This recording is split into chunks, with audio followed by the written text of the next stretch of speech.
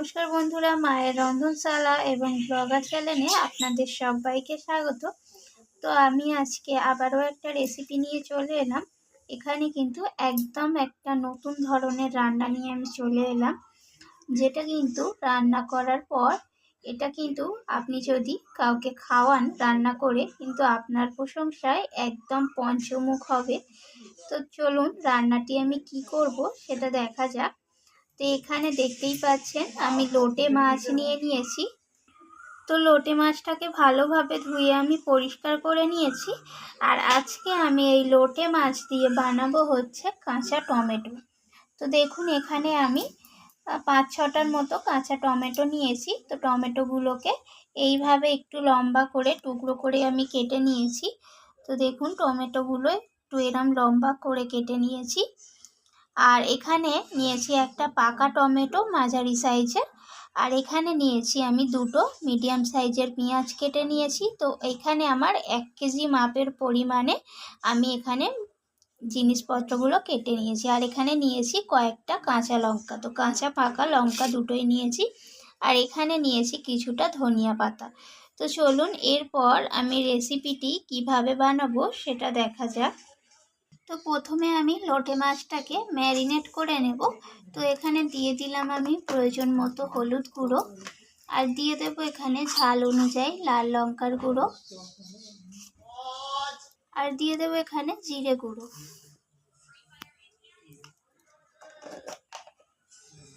আর দিয়ে দেব এখানে 1 চামচের মতো রসুন বাটা, আর 1 চামচের মতো আদা বাটা, আর দিয়ে দেব এখানে স্বাদ মতো লবণ,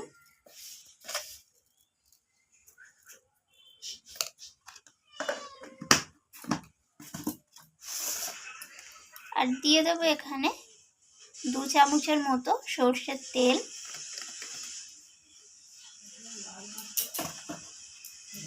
এরপর আমি সমস্ত কিছু মাছের সাথে ভালোভাবে মাখিয়ে নেব। তো মাছগুলোকে এমনভাবে মাখাতে হবে যাতে করে প্রত্যেকটা মাছের গায়ে মশলাগুলো লেগে যেতে পারে।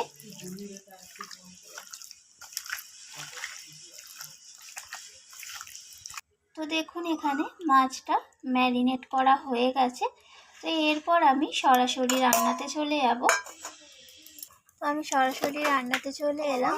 আর উনুনের মধ্যে কড়াই বসিয়ে দিয়েছি, তার মধ্যে সর্ষের তেলও দিয়ে দিয়েছি। তো তেলটা এখানে গরম হয়ে গেছে। এখন আমি কাঁচা টমেটোগুলোকে দিয়ে দিলাম তেলের মধ্যে। তো টমেটোগুলোকে আমি একটু লালচে করে ভেজে নেব। এর মধ্যে দিয়ে দেব লবণ, আর দিয়ে দেব সামান্য হলুদ গুঁড়ো। তো লবণ আর হলুদটা দিয়ে আমি টমেটোটাকে ভালোভাবে ভেজে নেব লালচে করে।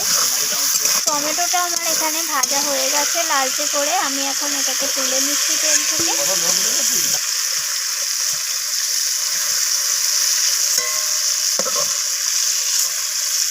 তো এখন আমি ওই তেলের মধ্যে ফোড়নে দিয়ে দিলাম 2টো শুকনো লঙ্কা। তো আরও একটু তেল আমি এখানে দিয়ে দেব।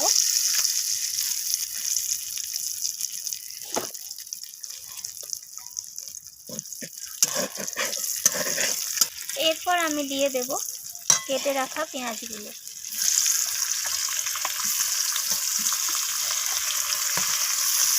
তো পেঁয়াজগুলোকে একটু রং ধরা পর্যন্ত আমি ভেজে নেব। তো পেঁয়াজগুলো এখানে ভাজা হয়ে গেছে। এখন আমি দিয়ে দিলাম পাকা টমেটোটা। তো টমেটোটাকে একটু ভেজে নেব পেঁয়াজের সাথে নরম হওয়া পর্যন্ত। তো এখানে পেঁয়াজ আর টমেটোটা দুটোই ভাজা হয়ে গেছে। এখন আমি এর মধ্যে দিয়ে দেব ম্যারিনেট করে রাখা লোটে মাছ।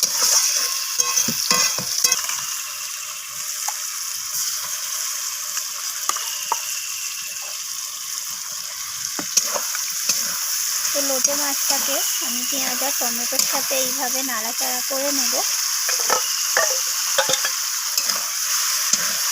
তো মাছটাকে এইভাবে নাড়াচাড়া করে আমি কষাতে থাকবো।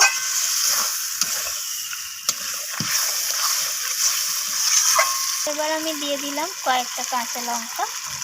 তো কাঁচা লঙ্কাটা কিন্তু মাছের মধ্যে একটা সুন্দর ফ্লেভার আসবে।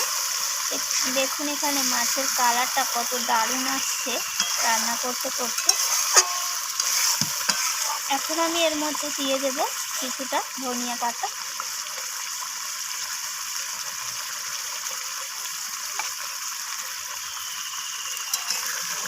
তো ধনিয়া পাতাটা দিয়ে আবারও একটু নাড়াচাড়া করে নিচ্ছি হালকা হাতে।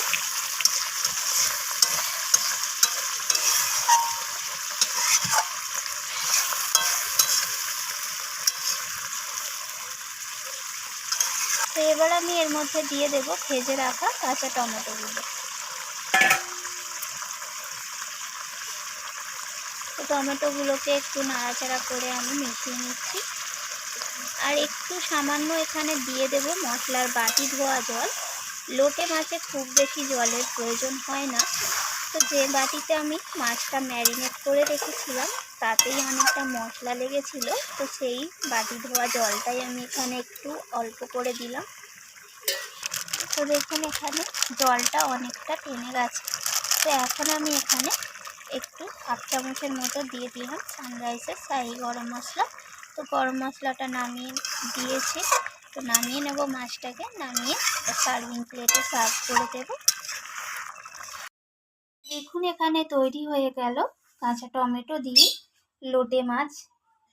তো মাছের কালারটা দেখুন কতটা সুন্দর এসছে, তরকারির কালারটা। আর দেখুন প্রত্যেকটা মাছ কিন্তু গোটা গোটা আছে। তো রেসিপিটি কেমন লাগলো অবশ্যই কিন্তু আমাকে জানাবেন। আর ভালো লাগলে লাইক শেয়ার করতে তো ভুলবেন না।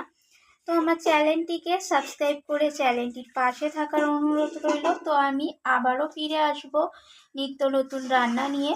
তো আজকের মতো এইটুকু, দেখা হবে পরের কোনো ভিডিওতে পরের কোনো রান্না নিয়ে। তো আজকের মতো এইটুকু, ধন্যবাদ বন্ধুরা।